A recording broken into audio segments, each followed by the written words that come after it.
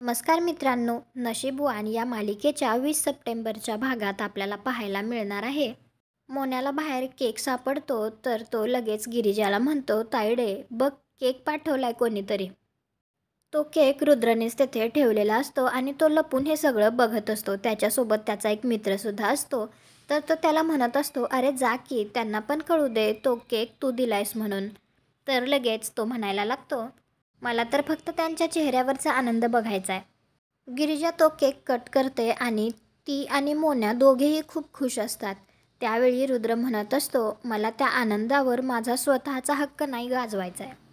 दुसरीकडे नागेश्वरने एका माणसाला उचलून आणलेलं असतं आणि तो त्याला म्हणत असतो, आपल्या धंद्यात चुकीला माफी नाही सदाशिव. त्यानंतर इकडे उर्वशी तिच्या नवऱ्याचं तोंड दाबतच त्याला म्हणत असते, नवरायस ना तू माझा म्हणूनच वाचलायस.